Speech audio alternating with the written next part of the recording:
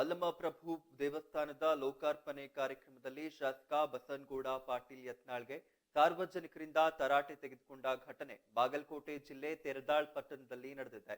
ಧಾರ್ಮಿಕ ಕಾರ್ಯಕ್ರಮದಲ್ಲಿ ವಕ್ಫ್ ವಿಚಾರ ಆರಂಭಿಸುತ್ತಿದ್ದಂತೆ ದೇವಸ್ಥಾನದ ಭಕ್ತರು ಆಕ್ಷೇಪವನ್ನ ವ್ಯಕ್ತಪಡಿಸಿದ್ದು, ಅತ್ತ ಆಕ್ರೋಶ ವ್ಯಕ್ತವಾಗುತ್ತಿದ್ದಂತೆ ಶಾಸಕ ಯತ್ನಾಳ್ ವೇದಿಕೆಯಿಂದ ನಿರ್ಮಿಸಿದ್ದಾರೆ.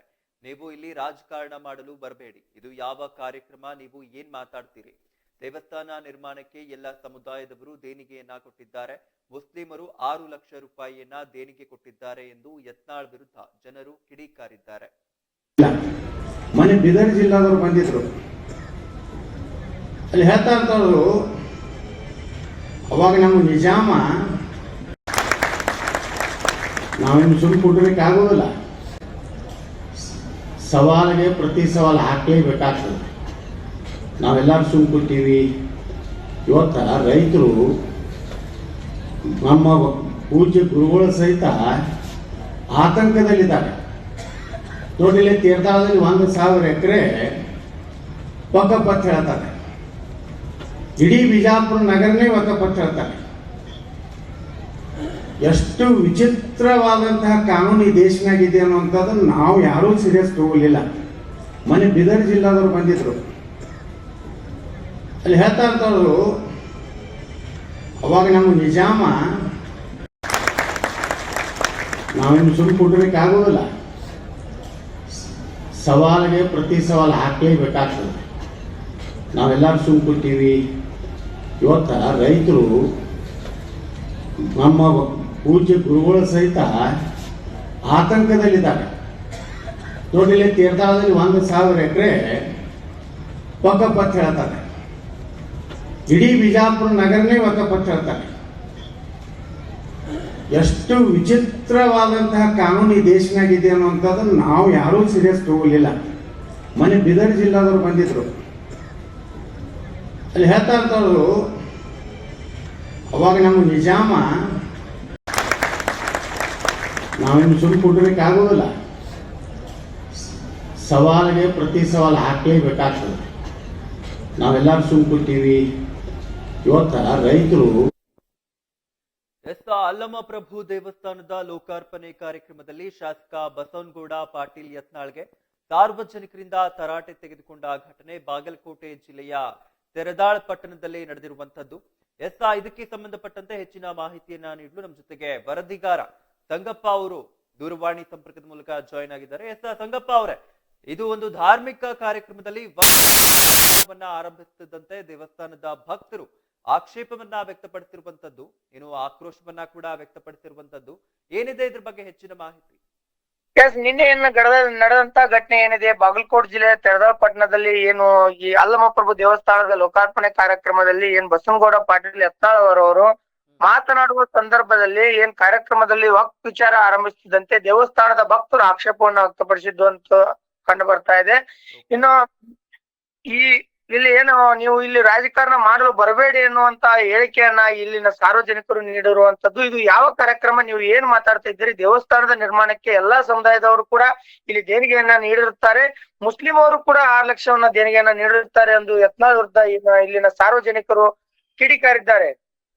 ಒಂದು ದೇವಸ್ಥಾನದ ಈ ಒಂದು ಕಾರ್ಯಕ್ರಮದಲ್ಲಿ ಈ ರೀತಿಯ ಇವ್ರು ಮಾತನಾಡಿದ್ದಾರೆ, ಎಷ್ಟು ಸರಿ ಅಂತ ಇದು? ನಿಜ. ಏನೇನು ಈ ಕರ್ನಾಟಕ ತುಂಬಾ ಎಲ್ಲ ಈ ಇದೆ, ಇದು ಹಗರಣದ ಬಗ್ಗೆ ಈ ತರವಾಗಿ ನಡೆದಿರುವಂತ ಒಂದು ವಿಚಾರವಾಗಿ ಅವರು ಕೂಡ ಈಗ ವಿಜಯಪುರ ಜಿಲ್ಲೆಯಲ್ಲಿ ಕೂಡ ಹೋರಾಟವನ್ನ ಈ ಬಸನಗೌಡ ಪಾಟೀಲ್ ಯತ್ನಾಳ್ ಅವರು ಕೂಡ ಮಾಡಿರ್ತಾರೆ. ಅದೇ ವಿಚಾರವಾಗಿ ಈ ವಿಚಾರವು ಈ ತರ ನಡೀತಾ ಇದೆ ಅನ್ನುವಂತ ಹೇಳಿಕೆಯನ್ನ ಅಲ್ಲಿ ಸಾರ್ವಜನಿಕ ಒಂದು ಅಲ್ಲಮಪ್ರಭು ದೇವಸ್ಥಾನದ ಲೋಕಾರ್ಪಣೆ ಕಾರ್ಯಕ್ರಮದಲ್ಲಿ ಬಸನಗೌಡ ಪಾಟೀಲ್ ಯತ್ನಾಳ್ ಅವರು ಸಾರ್ವಜನಿಕರಿಂದ ತೀರ್ವವನ್ನ ಈ ತರಾಟೆಗೆಯನ್ನು ತೆಗೆದುಕೊಳ್ಳುವಂತ ಮಾತನ್ನ ಕೂಡ ಆಡಿರ್ತಾರೆ. ಧನ್ಯವಾದಗಳು ಸಂಗಪ್ಪ ತಮ್ಮೆಲ್ಲ ಮಾಹಿತಿಗಾಗಿ.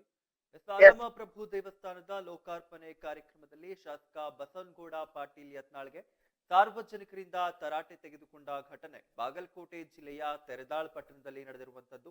ಧಾರ್ಮಿಕ ಕಾರ್ಯಕ್ರಮದಲ್ಲಿ ವಕ್ಫ್ ವಿಚಾರ ಆರಂಭಿಸುತ್ತಿದ್ದಂತೆ ದೇವಸ್ಥಾನದ ಭಕ್ತರು ಆಕ್ಷೇಪವನ್ನ ವ್ಯಕ್ತಪಡಿಸಿದ್ದು, ಅತ್ತ ಆಕ್ರೋಶವನ್ನ ವ್ಯಕ್ತವಾಗುತ್ತಿದ್ದಂತೆ ಶಾಸಕ ಯತ್ನಾಳ್ ವೇದಿಕೆಯಿಂದ ನಿರ್ಮಿಸಿದ್ದಾರೆ. ನೀವು ಇಲ್ಲಿ ರಾಜಕಾರಣ ಮಾಡಲು ಬರಬೇಡಿ, ನೀವು ಏನ್ ಮಾತಾಡ್ತಿದ್ದೀರಿ? ದೇವಸ್ಥಾನದ ನಿರ್ಮಾಣಕ್ಕೆ ಎಲ್ಲಾ ಸಮುದಾಯದ ಜನರು ದೇಣಿಗೆಯನ್ನ ಕೊಟ್ಟಿದ್ದಾರೆ. ಮುಸ್ಲಿಮರು ಕೂಡ 6 ಲಕ್ಷ ರೂಪಾಯಿಯನ್ನ ದೇಣಿಗೆಯನ್ನ ಕೊಟ್ಟಿದ್ದಾರೆ ಎಂಬುದಾಗಿ ಯತ್ನಾಳ್ ವಿರುದ್ಧ ಜನರು ಕಿಡಿಕಾರಿರುವಂತದ್ದು. ನಾವೇನು ಸುಮ್ಮನೆ ಕೊಡಲಿಕ್ಕೆ ಆಗೋದಿಲ್ಲ.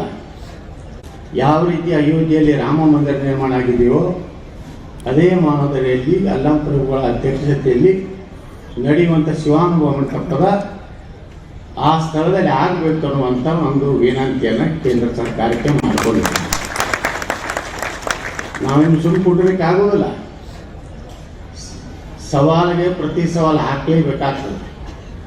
ನಾವೆಲ್ಲರೂ ಸುಮ್ಮನೆ ಕೂತೀವಿ. ಇವತ್ತು ರೈತರು ನಮ್ಮ ಪೂಜ್ಯ ಗುರುಗಳ ಸಹಿತ ಆತಂಕದಲ್ಲಿದ್ದಾರೆ. ನೋಡಿಲ್ಲಿ ತೀರ್ಥಾಳದಲ್ಲಿ 1,000 ಎಕರೆ ವಕಫತ್ ಹೇಳ್ತಾರೆ. ಇಡೀ ಬಿಜಾಪುರ ನಗರನೇ ವಕಫತ್ ಹೇಳ್ತಾರೆ. ಎಷ್ಟು ವಿಚಿತ್ರವಾದಂತಹ ಕಾನೂನು ಈ ದೇಶನಾಗಿದೆ ಅನ್ನುವಂಥದ್ದನ್ನು ನಾವು ಯಾರೂ ಸೀರಿಯಸ್ ತಗೊಳ್ಳಿಲ್ಲ. ಮೊನ್ನೆ ಬೀದರ್ ಜಿಲ್ಲಾದವ್ರು ಬಂದಿದ್ರು. ಅಲ್ಲಿ ಹೇಳ್ತಾ ಇರ್ತಾರು, ಅವಾಗ ನಮ್ಮ ನಿಜಾಮ ಹಿಂಗೆ ತೋರಿಸ್ಬಿಟ್ಟಿದ್ದ, ಹಿಂಗೆ ಏ ಸಬ್ ಆಪ್ಕಾ ಹೈ ಅಂತ. ಅದೆಲ್ಲ ನಮ್ಮದು.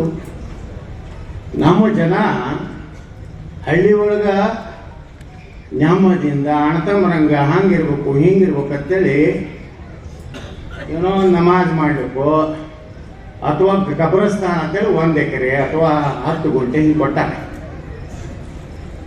ಇವತ್ತ ಇಡೀ ಉತ್ತರನೇ ಪೂರ್ತಿ ವಾಕಫ್ ಆಗಿಬಿಟ್ಟಿದೆ. ಕಲಿಕೆರೆಯಲ್ಲಿ ಆಗಿದೆ. ಒಂದು ದೊಡ್ಡ ದೇಸಾಯರಲ್ಲಿ ಅವ್ರ ಮುದ್ದೆ ಏನೋ ನಮಾಜ್ ಮಾಡಕ್ಕೆ ಜಾಗ ಇಲ್ಲದೇನೆ.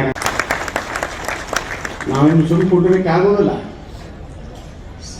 ಸವಾಲಿಗೆ ಪ್ರತಿ ಸವಾಲು ಹಾಕಲೇಬೇಕಾಗ್ತದೆ. ನಾವೆಲ್ಲರೂ ಸುಮ್ಮನೆ ಕೂತೀವಿ.